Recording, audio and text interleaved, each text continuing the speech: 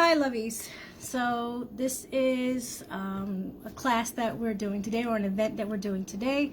We will be talking about blind psychics.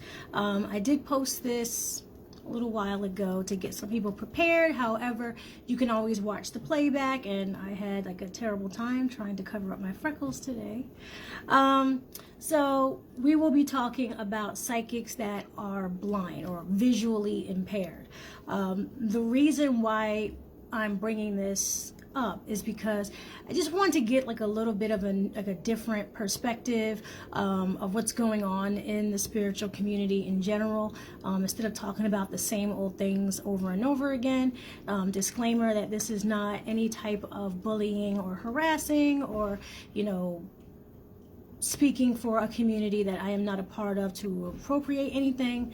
I am just wanting to speak about, and be aware, have the awareness of, people who are born or become visually impaired, but yet still hold this psychic ability, which is a scientific phenomena that scientists to this day cannot explain.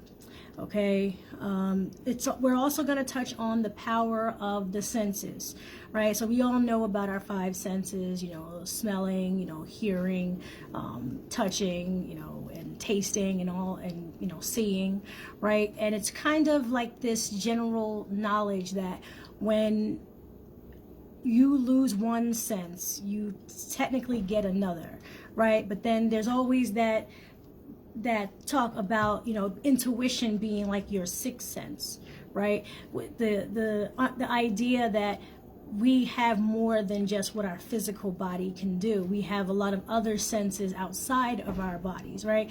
I'm also going to touch on the different types of psychics that there are. Okay, so also I wanted to go through pretty much the definition of disabled and disability. It really just means that there's something right in your body that is unable to work. Doesn't mean that other things don't work, like if you're visually impaired, if you are hearing impaired, it doesn't mean you can't still walk or talk or hear or etc. Right? So I wanted to be very clear on what I mean when I say the words disabled or disability in any of this. Just a little disclaimer, not trying to, whatever. Okay? And also, not all psychics are blind, and not all blind people are psychics, but we are going to go over how this miraculous thing is able to be. Okay, at the end of this, I will be citing all of my work. However, it will be cited in the comments, and if you're watching this on YouTube, it will be cited in like the description.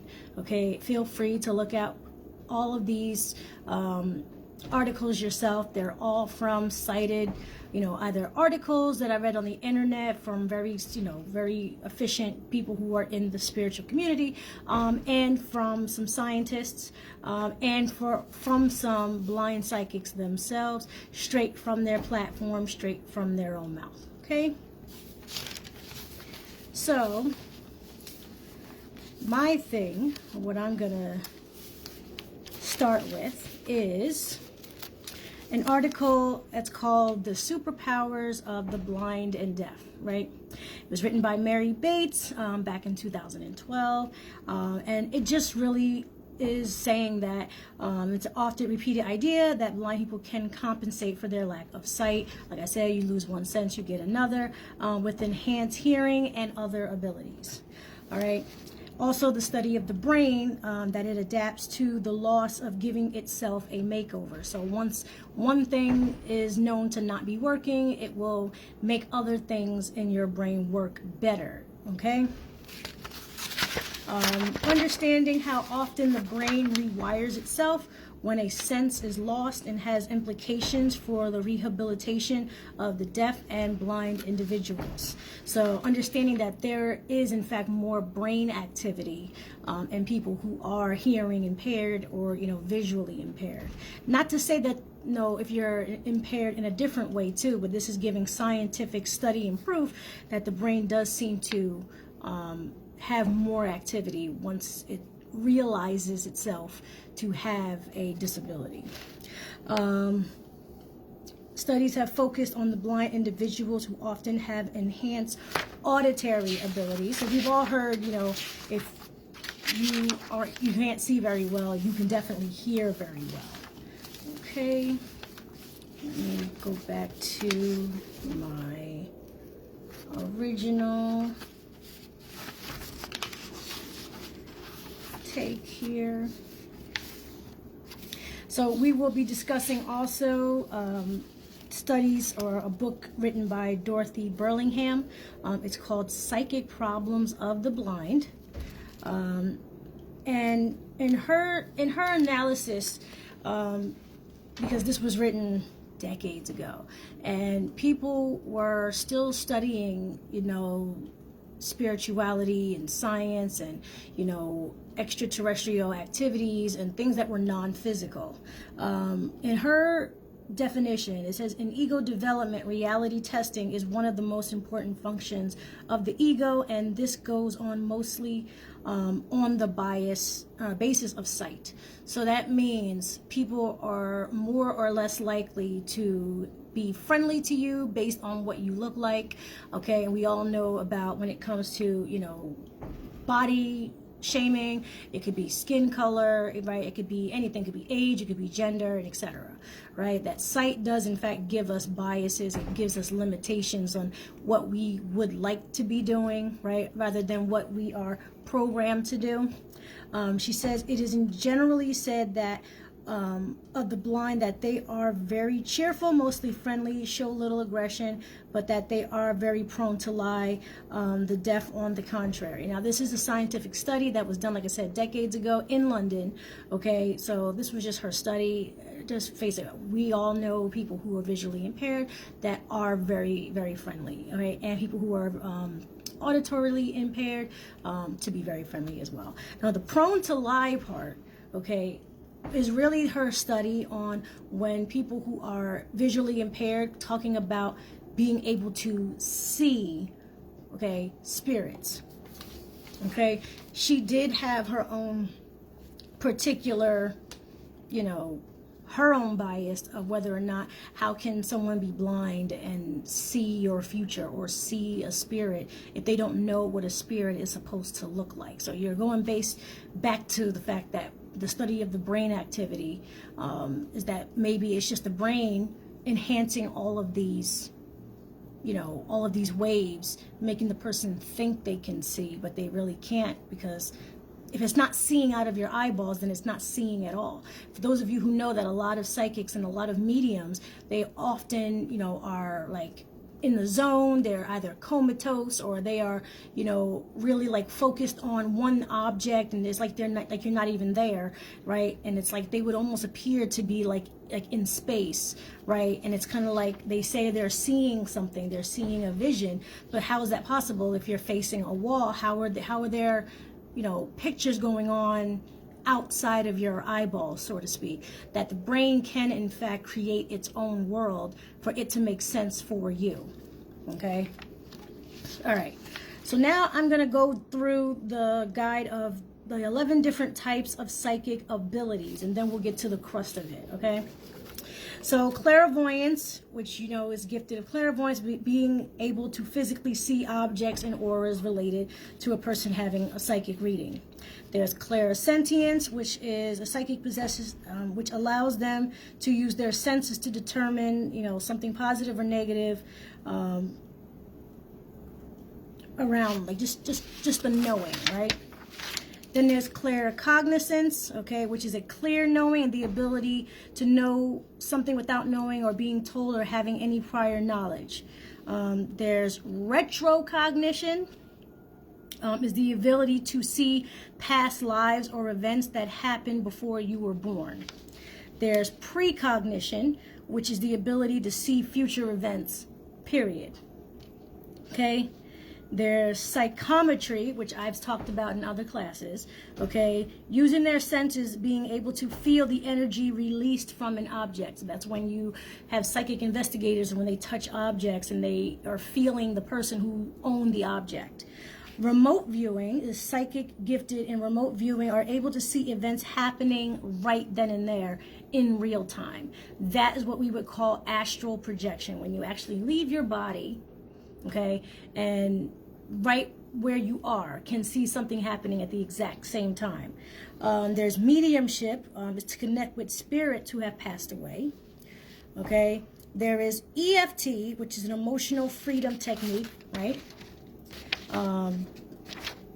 Which is pretty much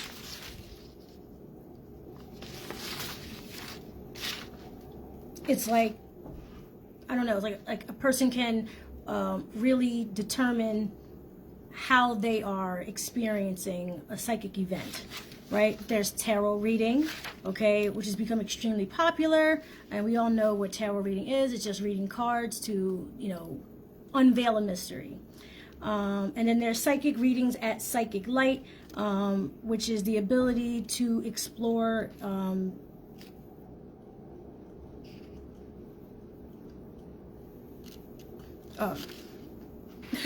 sorry, read the wrong thing, but that was it by my lovies for that particular thing. So those are the different types of psychics. Okay, so the people that I am going to talk about today, some of them you might know, and some of them you might not know. I have listed here famous blind psychic Baba Vanga. We have Mark Jolly, who I believe is in Canada. We have Louise Eaton. There's Sharon Neal, and I will briefly talk about Edgar Casey. Edgar Casey is pretty much like the sleeping prophet that, you know, everyone would talk about a couple of decades ago. So how he would go to sleep and he would be able to see things in his sleep. Before I get to that, I'm gonna do the last scientific analysis. Okay, all right, so the last thing I have to say about the science part of it, when it comes to the brain, it says when people were tapped in, when they were trying to do aura readings, she told that they had seen purple auras, which they believe that purple is a universal color that can be seen and unseen. It's not something that can be explained, but people do in fact point to the color purple as a universal color, where if you have the ability of sight or not, that purple is still like a tangible color, right? That does exist beyond the physical realm. All right. So now we're going to go into the people that I mentioned. Okay, and again, the reason for all this is because it's always good to have a new perspective on the spiritual world. We all know someone who is visually impaired, and to know that there are people out there who are visually impaired and still able to, you know, see the future or just sense spirits or sense nature or sense the universe in general, is a very extraordinary thing, and I don't want to leave that community out and not include them, because they are very, you know, important to every community. But when it comes to the spiritual community, people aren't really talking about that. So I want to bring forward a lot of famous psychics who were in fact visually impaired but made like dead on balls correct predictions. All right, so first I'm going to start with Baba Vanga, okay, who was born in Bulgaria. She was blind all her life and had to scientifically justify her abilities because they didn't believe her. When I believe she was born during World War I. She lived through World War I and World War II. The government had advised her to refrain from predictings and readings because it seemed as though she was helping so many people that it was difficult for the government to keep tabs on people, right, or targets or anyone that they were looking to exploit. Baba Vanga was actually helping. Okay, so I believe she did in fact move to Russia at some point in her life. Being blind fascinated everyone. With her afflictions with the government affairs in her family. Also, sorry, her affiliations with the government affairs in her family. Her family was in fact affiliated with the government in different ways. However, the back and forth with their political radical ideas that she tried to stay out of, she just decided to use her spiritual abilities to help people. Many would say that she or was well versed in political strategy to predict wars and economic activities, but others say having a one-on-one session with her abilities, the supernatural, was very real, okay, and very unexplainable. Baba Vanga has written many predictions, just as Nostradamus has, about the years to come. She has made predictions about 2023, and I'm pretty sure if you go to Google, you definitely can find all of her stuff there. She has made predictions for 2024 about finding a cure for cancer. You know, there'll be a break in technology that's gonna be good for all of us. She does, you know, she predicted that, you know, we would be in financial ruin by that point, but her predictions for 2023 is that we would in fact come in contact with aliens, which we did. So the phenomenon continues, and how is she still making these, you know, predictions decades and decades after her death, right? And how was Nostradamus making these predictions centuries after his death?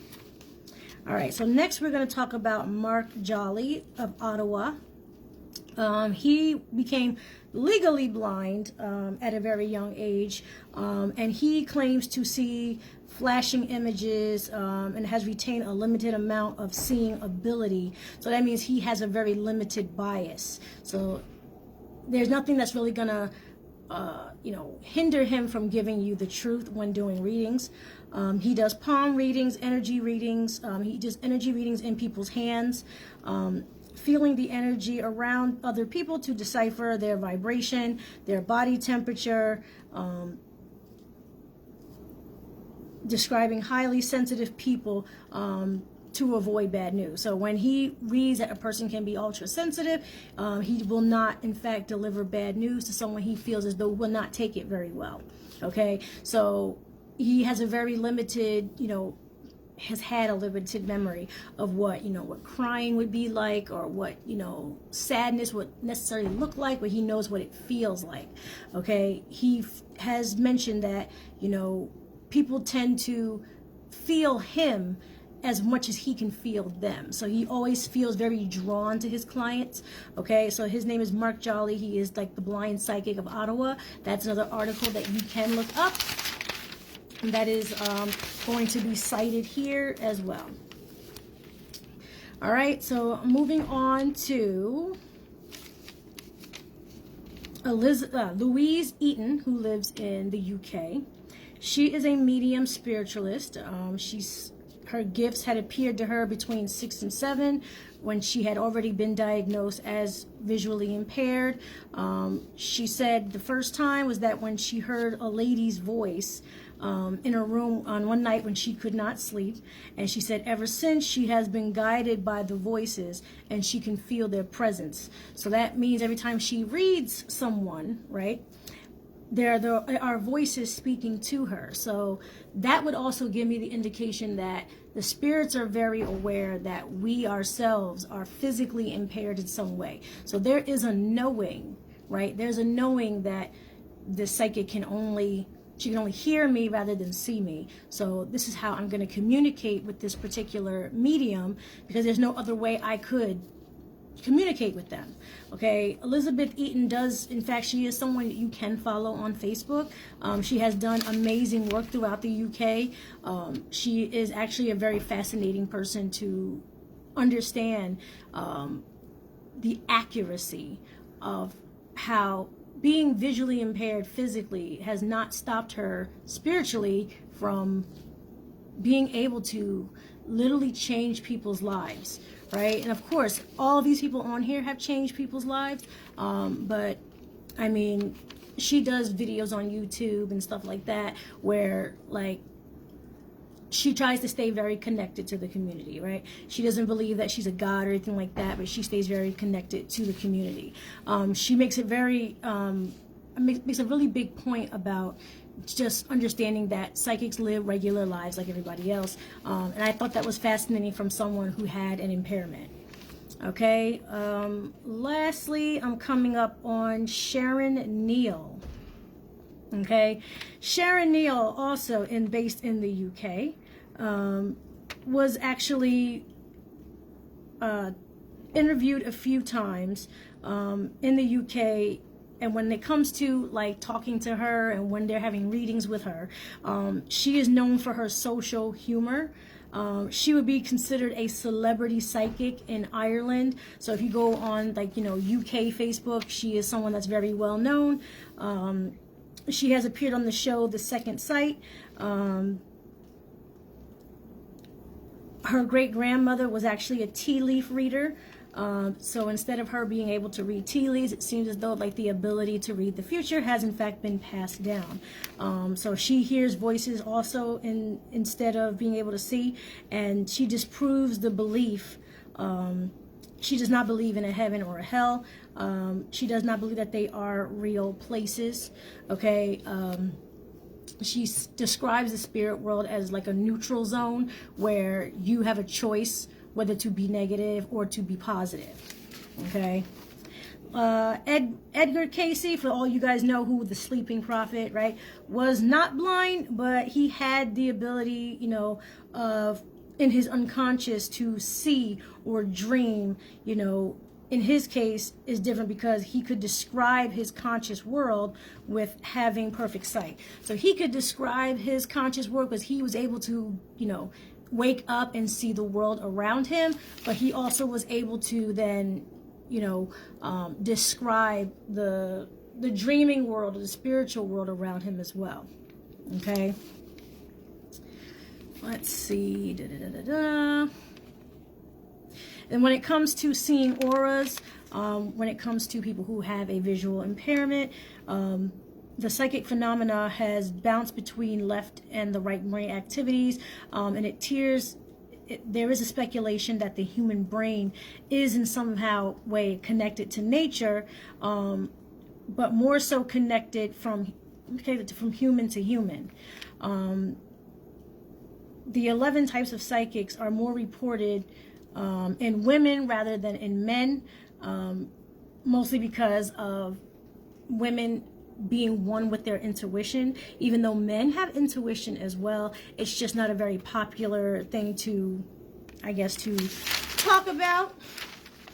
Okay, so in conclusion, I know this was not very long, but I wanted to just bring it out here, and have people understand that, because in my business, we do, in fact, we braille our products.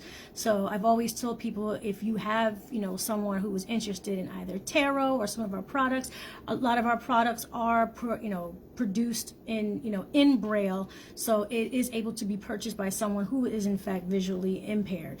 Because I don't want anyone to really get swept under the rug when it comes to the spirit world and psychic abilities. We all have the power to do these things. We all have the ability to be at one with the universe or even with each other, right? I don't have to be seeing you right now, right? I'm pretty sure you can see me and I can't see you, because even with social media, there's even a blind spot there, right? So keeping that in mind, don't want anyone to then get a little too, over the top or get too big-headed, with the idea that, I'm the chosen one and this and that. No, you got, people who can't even see the food in front of them can do a lot more spiritually than people who are, not visually impaired and just got a big head about things. Okay. Just put yourself in their shoes for a moment. Just understand that you've never seen anything ever, but the only thing you can see is the spirit world. Like, they are seeing so much more than we could see in movies or in drawings or in art or in anything in social media, right? Like, they have definitely been given a serious gift, right? Like, even though it might not seem like that to the outside world, but that's a gift, right? I don't see that as, like I said before, it's not a disability. In fact, it's almost like a superpower. It is a super ability, right? And understanding that that is how the spirit world, the spirit world still exists outside the physical, okay? I want it to be known or be heard, right? Because I do believe this community in general is not heard very much in this topic, okay? So just wanted to share that with you guys. Thank you guys for listening, and I hope you guys are able to benefit from a lot of the stuff that I did in fact present. I know it's not very long. However, like I said, I will cite everything in the comments, so check the comments for all of the resources that I used. And I hope to see you in my next class, which is in March, and that is manifesting through seasons. We're going to go through all 4 seasons and pretty much go through how it's best, which things are best to manifest during each season, and how to do it, and also what astrology is involved, right, and the planetary movements involved, and no matter where you are in the world, right? But thank you guys for listening. But I do hope, if you have any questions, please reach out. If you want to expand upon it, I am going to make a podcast episode about blind psychics, and just understand that I don't want anyone on this planet to go unheard or unnoticed. That no matter what, we all have the ability to speak to the source, speak to the universe, speak to each other, either telepathically or however. But that's it for now, and I will see you guys sometime soon. Bye.